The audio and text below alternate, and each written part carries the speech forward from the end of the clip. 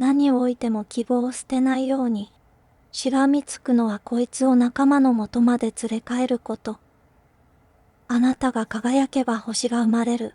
その輝きは透き通るキラキラ光る宝物。もうこれはあなたの物語。皆様こんにちは。すぐみモデラーのたまです。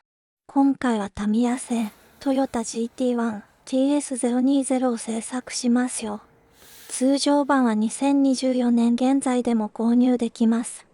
しかし今回は貴重なフルビューモデルでございます。フリマサイトで運よく発見しました。24分の1サイズとは思えない箱の大きさにたじろぎます。前回作ったマクラーレンと比較するとよくわかります。今回も信頼できる出品者様でしたので、キットの状態は非常に良好でございます。約20年前に初めて本格的にカーモデルを作ったのも、通常版の TS020 でした。その後2年ほどで数台のキットを作った後、プラモをやめてしまいました。そして2021年にプラモを再開。タマにとっては思い出深いキットでございます。パーツを見ると当時を思い出してきます。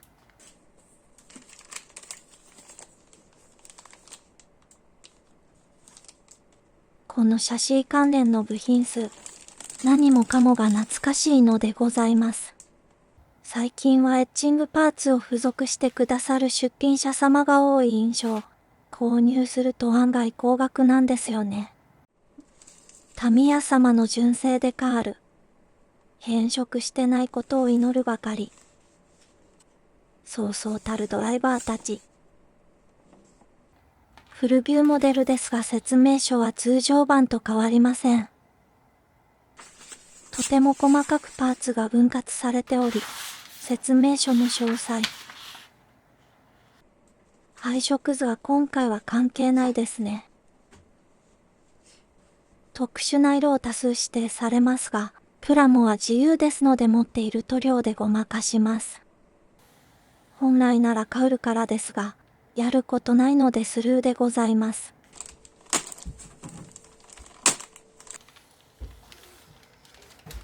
上質なメッキパーツ。きっと透明カウルからでも輝きを楽しめるはず。なんならエンジン周り全部メッキパーツでも良いですね。一切バリがないタミヤ様の優れた製造。ランナーの状態でも美しい。小学生の頃に買ってもらったニッパー。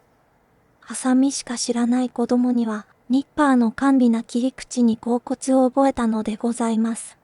あの頃の父親の年齢を超えてしまいました。良い親になれているのか自問自答の連続でございます。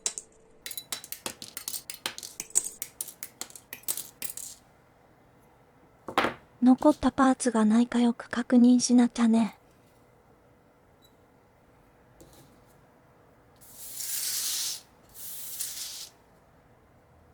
こちらは高価な薄型型バニッパー。クリアパーツのように脆い部品もぬるっとカットできます。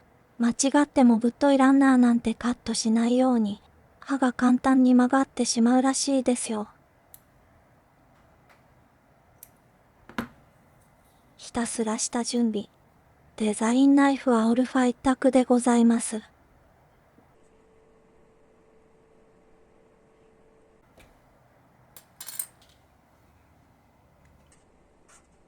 忘れないようにまとめても必ず塗り忘れが出てくる不思議。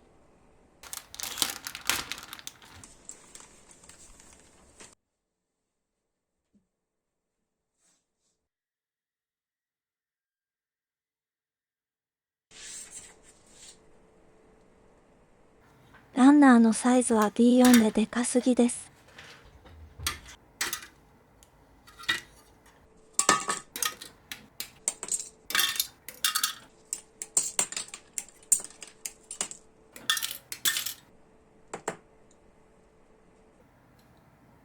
あっという間に空っぽ。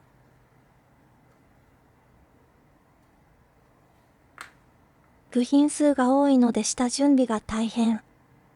ひたすら作業をしていますが、当時の写真を見返したりでサボり時間も多かったです。バイクや車にもハマっていて、稼いだ給料なんて右から左。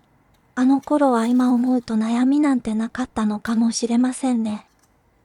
すべては時間が解決してくれます。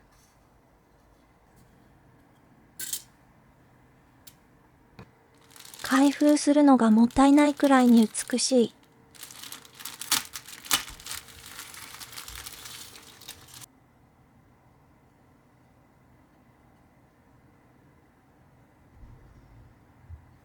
悠久の宇宙を感じさせる点で、模型としての贅沢な表現でございます。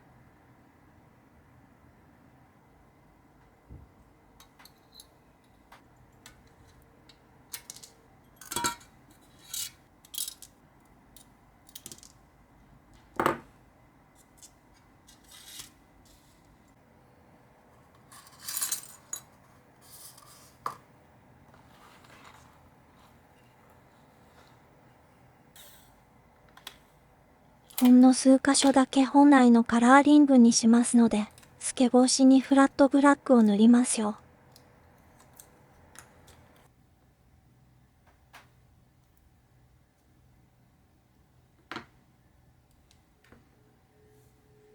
たったこれだけでも案外時間がかかるんですよね。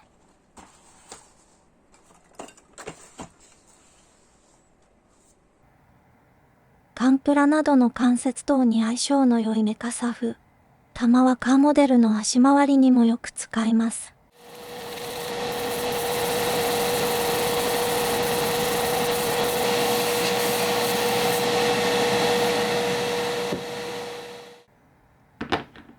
フルビューモデルにふさわしく、内部の塗装に手間がかかります。こういう細かい箇所はほとんどがタミヤアクリル塗料です。薄めずにそのまま塗っちゃいます。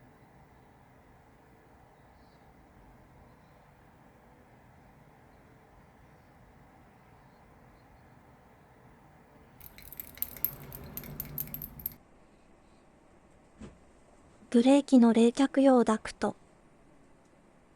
過酷なルマン車両の構造を再現してくれます。コックピットのインパネも手を抜きつつサクッと進めます。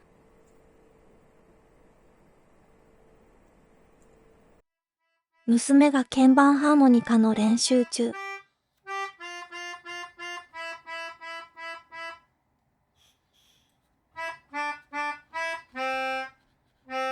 だんだん上手になってきたね。こちらも上手に貼れました。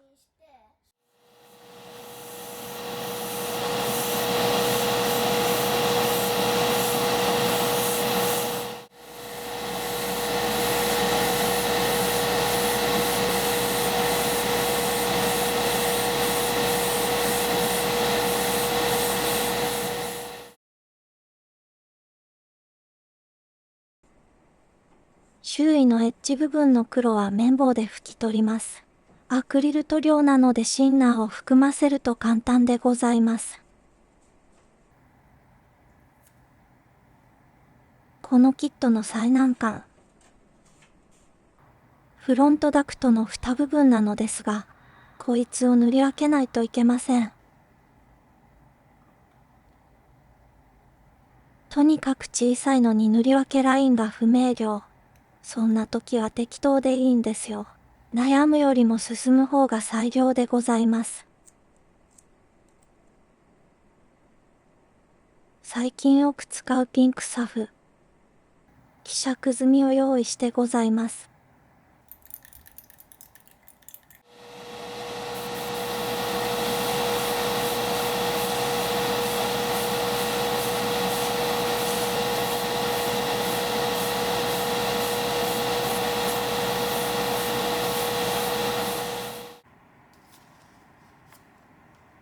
ブライトレッド。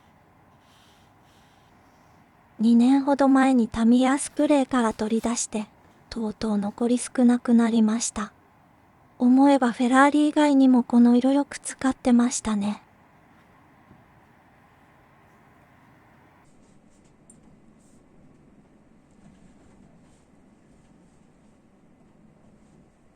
希希釈にはミスターカラーのレベリングシンナー。比率は1対1でございます。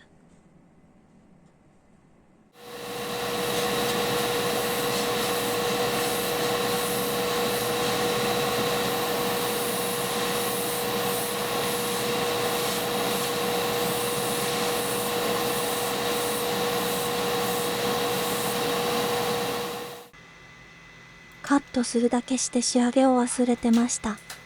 クリアパーツは薄々なので力加減に要注意。ピシッと亀裂が入ったらテンションだだ下がりでございます。ダクトとウィンドウのピラーだけ塗り分けますよ。完全に透明よりも少し色があった方が映えると思います。全体をマスキングするのが面倒だったので筆で塗りました。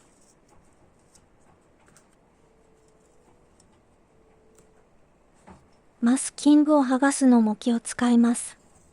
ピンセットでぶっ刺して傷がつかないようにね。デカールは一部分だけ変色していたので、事前に日光浴で漂白しておきます。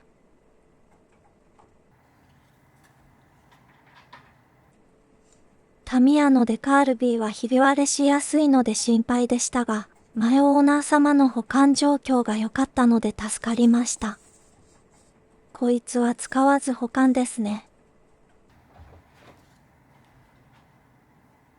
工程が一手間増えるのと、見栄えが大して変わらないのであまり好きではないのですが、あるものはありがたく使わせていただきます。ブルメタなんて使った覚えないのに持っていて不思議。普段ならローターなんて見えないので適当なのですが、TS020 はホイールスポークが細いのでごまかせないんですよね。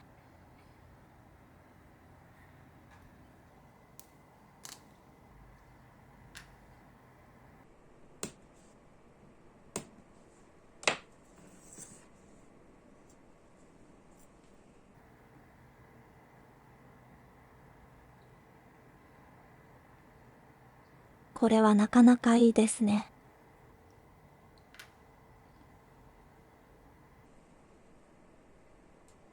サスペンションの塗装。かなり派手な塗装指示。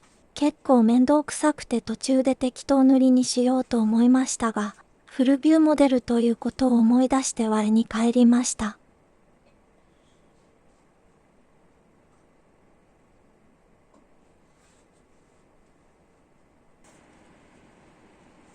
こんな小さな部品に調合とか面倒なので、マクロスのキットで使ったキャラクターイエローを使いますよ。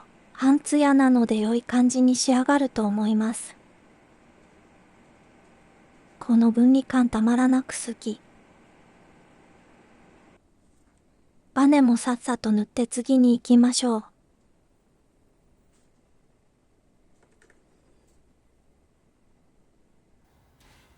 普段ならこんな塗り分け絶対にしない自信があります。やりきった自分を褒めてございます。エンジンの組み立て。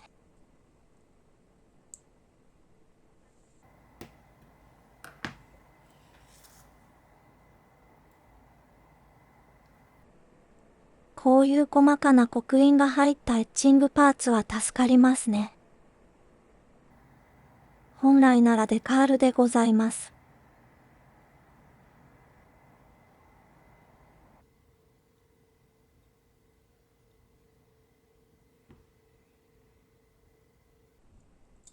精度が良いので調整不要です。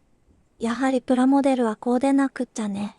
接着剤を使うだけでも上級者向けなのに、精度が悪いなんてメーカー様の怠慢でございます。無機質なマシーンに花を添えましょう。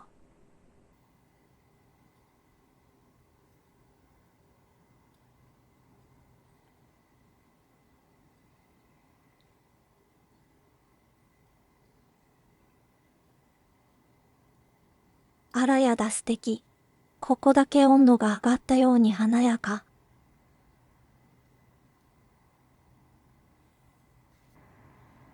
キャラクターイエローバッチリですね。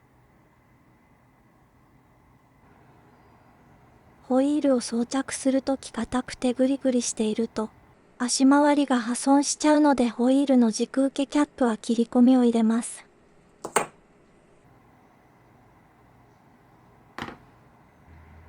24時間にわたるレーシングスピードを制御するブレーキ回り。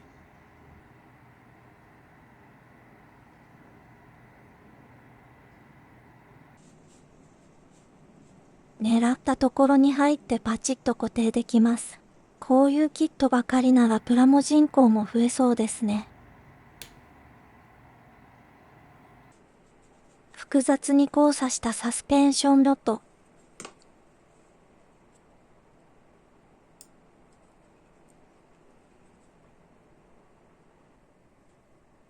ファンベルトまで再現。完全に見えなくなるのにね。本来エアボックスは塗装指示があるのですが、派手さを優先してメッキそのままにしました。透明のカウル越しに星のように輝いてくれることでしょう。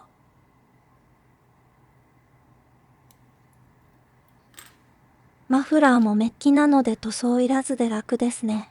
焼き色をつけようと思いましたが、思っているだけでそのまま忘れてました。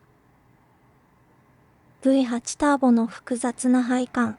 長く伸びるストレート感。間近で聞くと腰抜かすほどの音量なのでしょうね。ちなみにメッキパーツはハイグレードも軽用セメダインで対応できます。接着面を削らなくても良いので楽ですよ。液パイの取り付けも寸分の狂いもございません。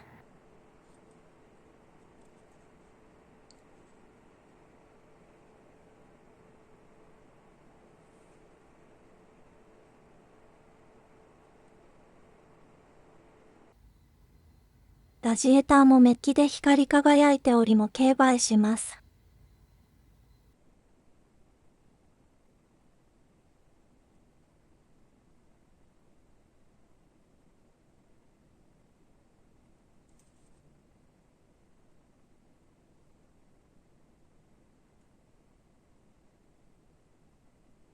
この造形をプラモデルで再現したタミヤ様の意気込みが感じられます。エンジンヘッドの刻印はいつものエナメル拭き取り。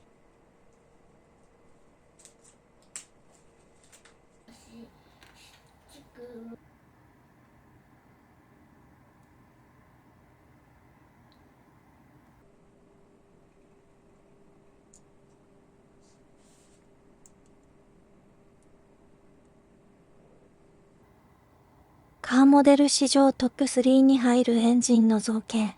この再現力のキットが現在でも求めやすい価格で購入できます。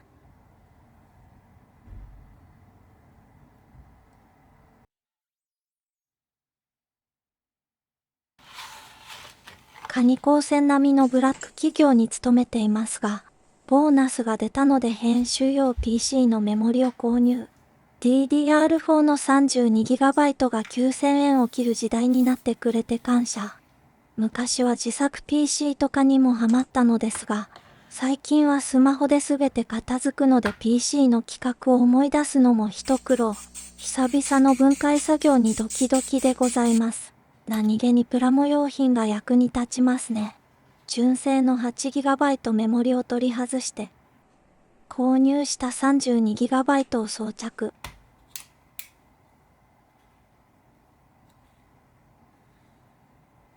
ブルースクリーンが出たら YouTube やめます。内蔵 8GB と合わせて 40GB の PC にアップグレードできました。これで動画編集もはかどることでしょ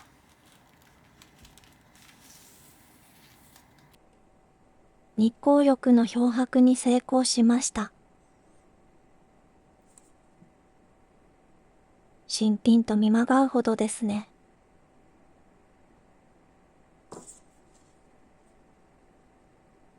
これは富士耐久用らしく使わないデカールみたいですね。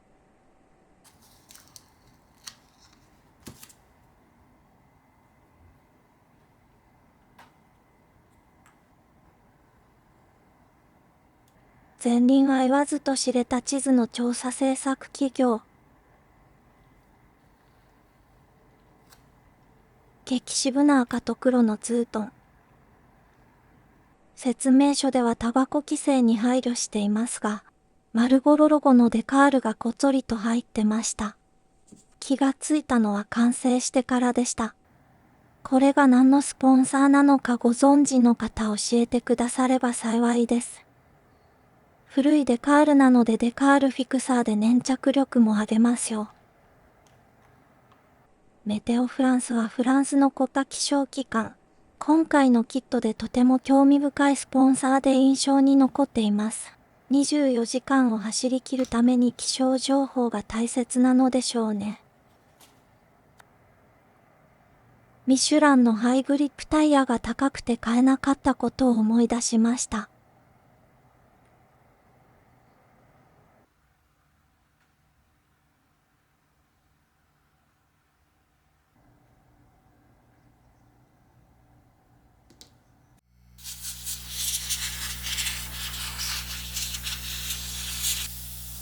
洗浄しても布で拭かない方がいいですよ。うっすら拭き傷がついちゃいます。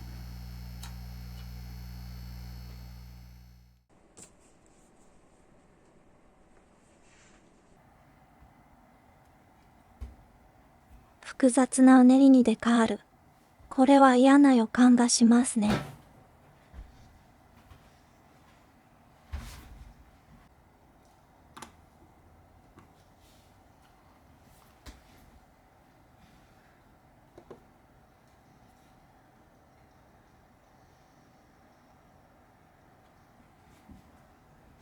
拍子抜けするほどあっさり馴染みました。タミヤ様の薄いデカールのおかげですね。このマシーンは一大勢力のトヨタなのにデカールが少なくて楽。1999年のルマン、ファステストラップを記録しながらの鬼神のアタック。前を走る BMW V12LMR を22秒差まで捉えた刹那のバースト。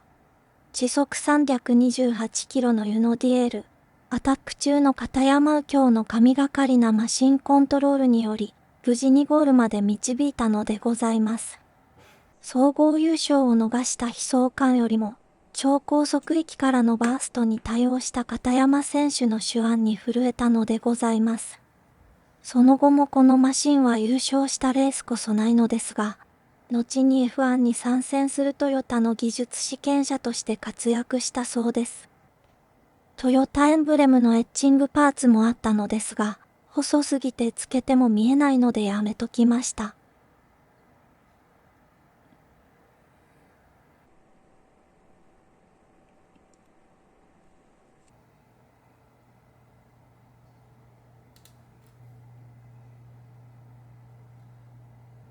残念ながらこのアドレスは消滅していました。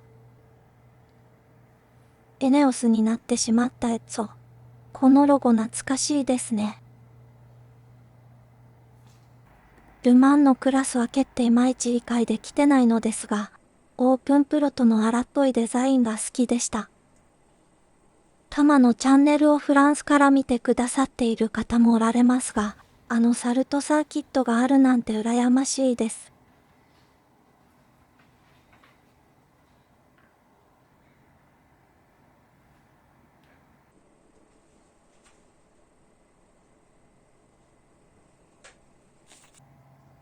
シートベルトのエッチングパーツまであったのですが、使い方が全くわからなかったです。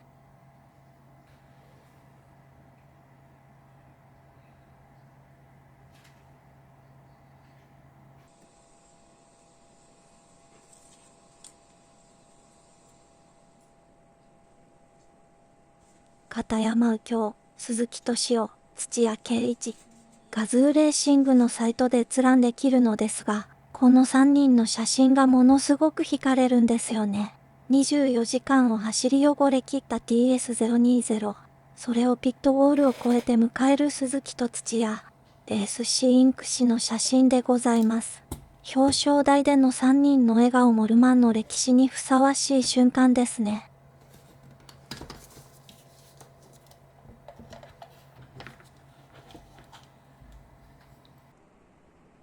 さあ追い込んでいきましょう。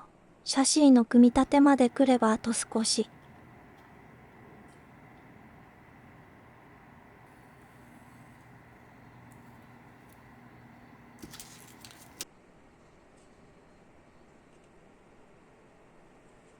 ナックル部分も穴を拡張せずとも装着できます。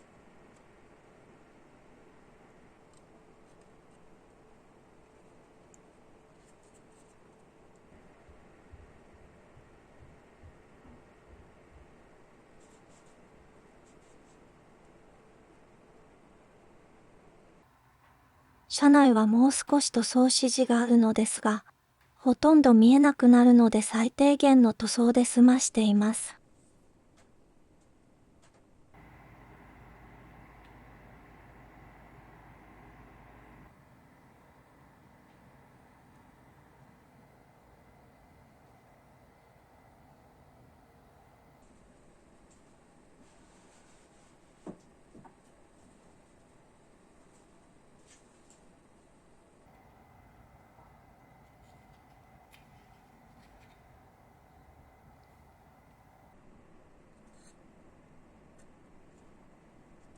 こんなサボり仕上げでもかっこよいですね。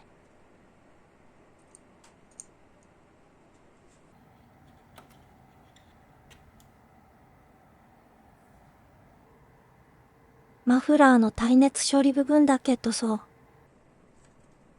そしてモノコックと合体。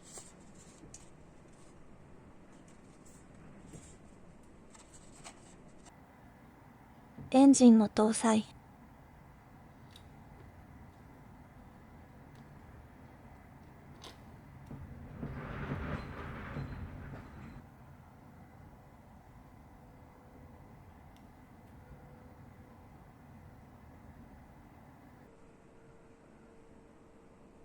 一応市販車という無茶な設定ですので、ウインカーもついてるんですね。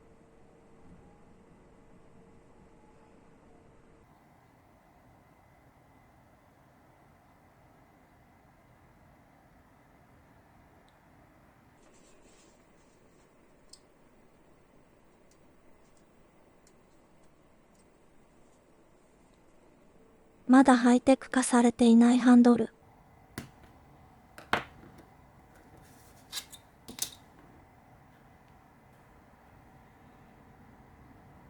給油口は塗装が面倒だったので、エッチングパーツがあってとても助かりました。カナードにも貼ってみました。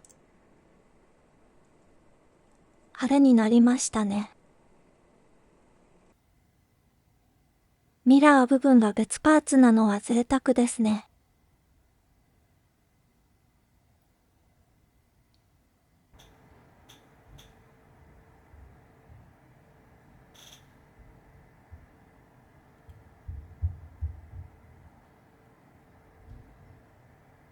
すべてが透明で目がおかしくなってくるので、ヘッドライトの取り付けに手間取りました。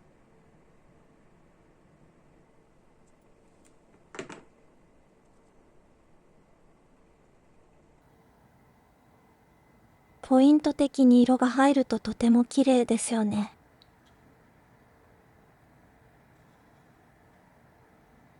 クリアパーツの接着でも一切白く曇ったりしません。フルビューモデルにはこの接着剤がないと作りたくないですね。爪楊枝で薄く塗りますよ。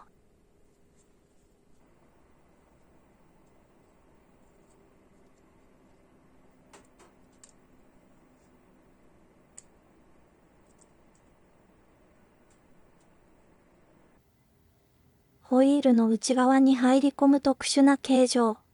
よく再現したと感心いたします。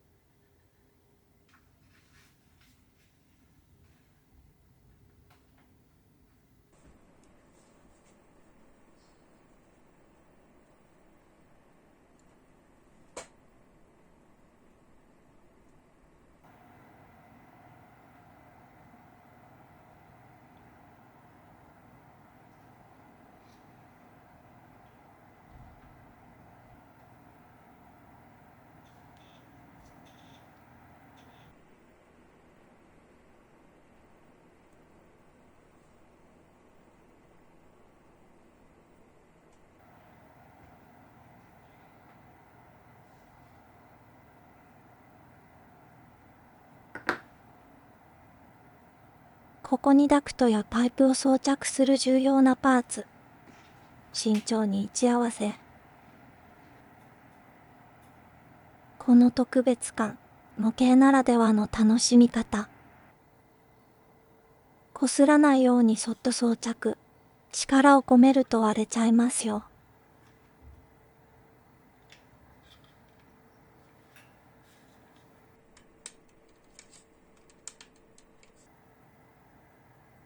別の時間軸に存在しているかのごとく、夢の世界に咲く花のようでございます。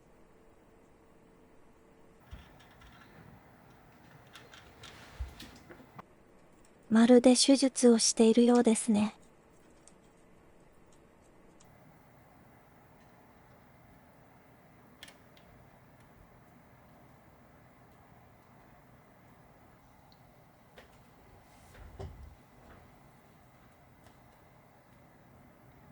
ディティールアップをせずともこの表現力、このキットだけ価格設定狂ってますね。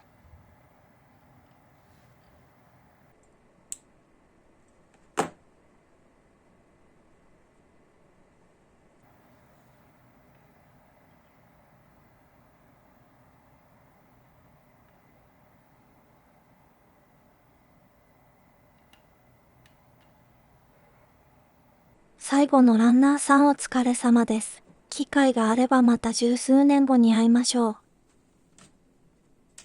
若干カウルが浮き気味だったので貼り付け拷問の楽しい時間。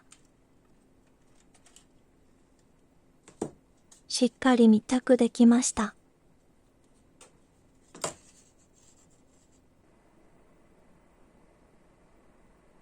真ん中の目立つところに傷を発見。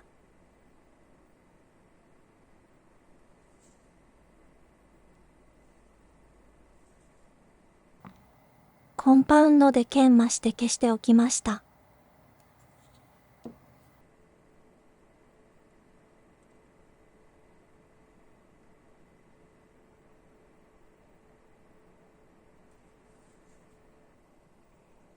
これを装着したらホコリがあろうと後戻りできないですよ。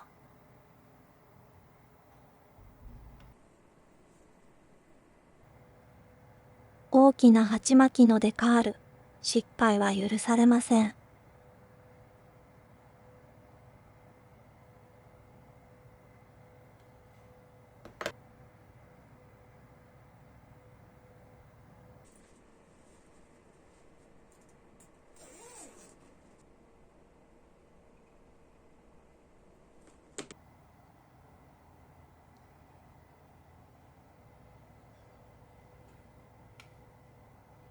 ガチャガチャでゲットした鳥さん。本来ならペン立てなのですが。どうやらご立腹のようでやばい感じですね。無駄遣いも楽しいもんでございます。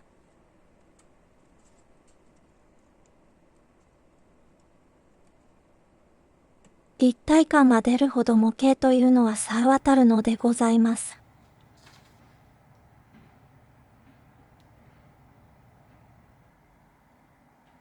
リアウィングもいとも簡単に組み上がります。ご覧ください。一枚刃でこのかっこよさ。ミラーは乗せるだけの簡単設計。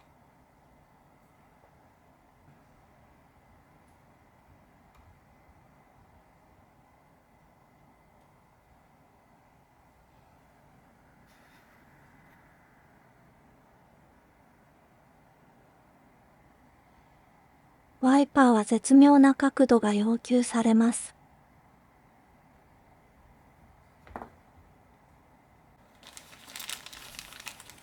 フォーミュラキットじゃなければ、タイヤのパーティングラインなんて削らないのですが、スケスケの丸見えなので仕方なく削ってきます。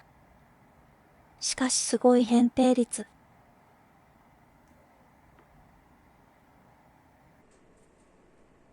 ブレーキ周りがごまかせない厄介なホイール。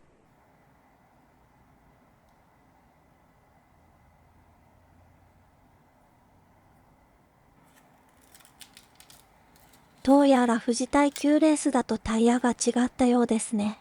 2種類入ってました。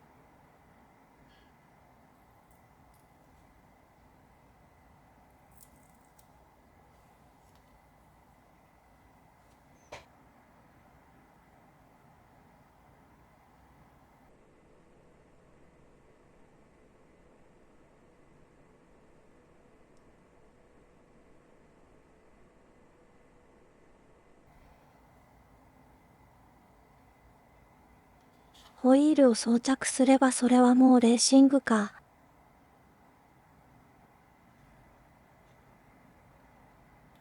威厳すら感じます。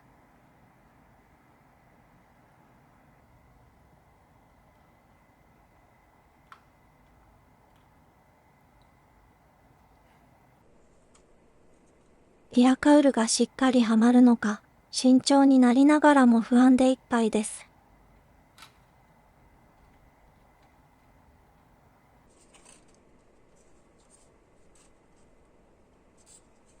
先ほどまでの不安はおとぎ話のように消え去り、目に映るのはまるでダイヤモンドでございます。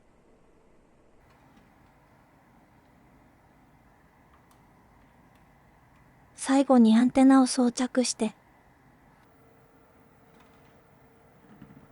お久しぶりです。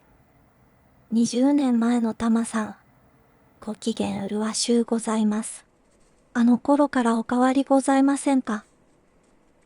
想像していた未来を覗けましたか？ひどくうねった道を越えてきましたがまだまだ続きそうです。過去と現在を並べてみるのも良いものですね。涙のおかげで景色が輝いて見えるのでございます。トヨタ GT1 TS020 完成でございます。